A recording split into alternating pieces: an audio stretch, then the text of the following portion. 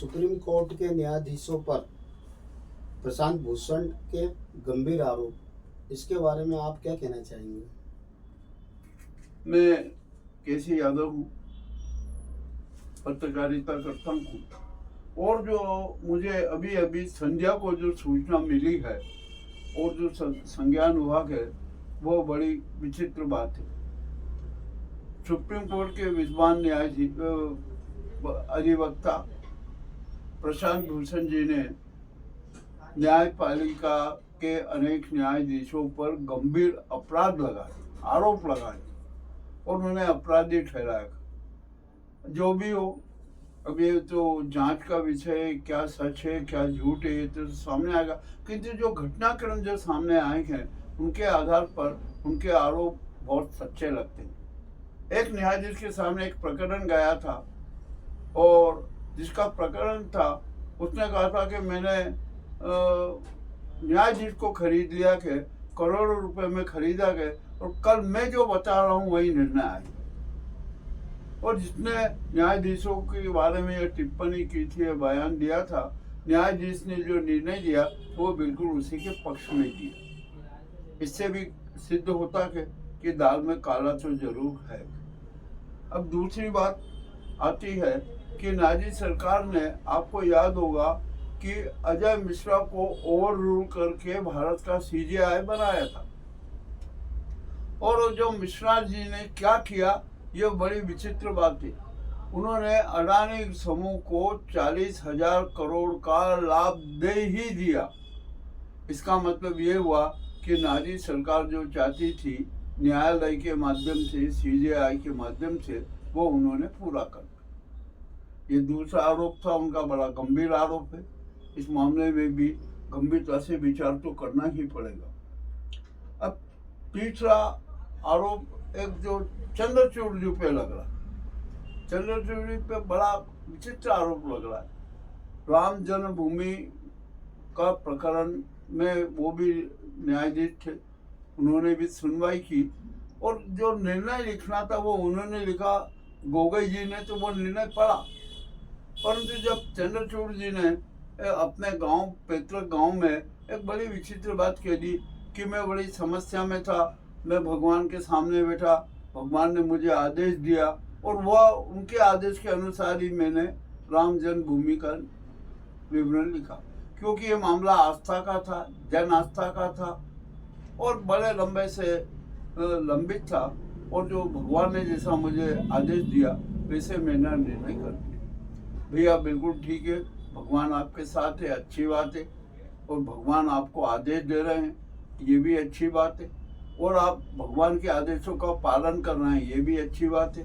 तो अब चंद्रचूड़ साहब से हम एक बात कहना चाहते हैं कि ईवीएम पर जितने विवाद हुए हैं, जितने साक्ष्य हुए हैं, और ईवीएम के को बैन करने के लिए करोड़ों जनता की भावना है, आकांक्षाएं हैं, परंतु उसके बारे में आप कुछ भी नहीं करते, न आप उस पर कुछ विचार करते हैं। और जो याचिकाएं आती है उनको आप निरस्त कर देते हैं, खारिज कर देते हैं। तो ऐसा क्यों होता है? हमारा ये कहना पड़ता है कि ईवीएम पे बैन के बारे में, ईवीएम के जो अपराध हो रहे हैं उनके बारे में और मत पत्रों से मतदान करने के बारे में जरा भगवान के सामने तो बैठ जाइए, उनसे भी आदेश ले लीजिए कि हे भगवान, मैं क्या करूं, ये ईवीएम का जो घोटाले उजागर करूं या मत पत्रों से मतदान का निर्णय करूं।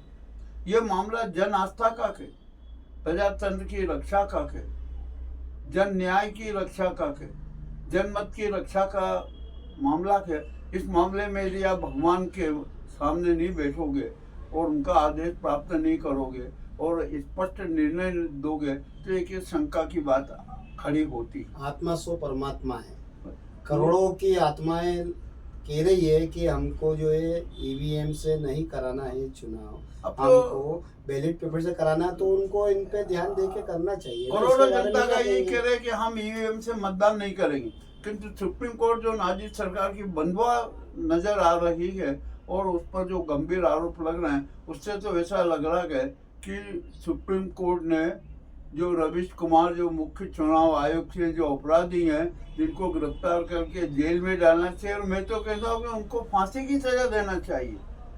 उसके सामने सुप्रीम कोर्ट आत्मसमर्पण कर रहा है, उसके समर्थन में जा रहा है, ये अच्छी बात नहीं है। और सुप्रीम कोर्ट के प्रति जो जन विश्वास था, जन भावनाएं थी, उनमें बहुत कमी होती जा रही है। और यदि सुप्रीम कोर्ट ने ईवीएम से मतदान बैन नहीं किया और मतपत्र से मतदान कराने का आदेश जारी नहीं किया, तो जनता में घोर निराशा होगी और सुप्रीम कोर्ट के प्रति गहन अविश्वास, भारी मात्रा में अविश्वास पैदा होगा।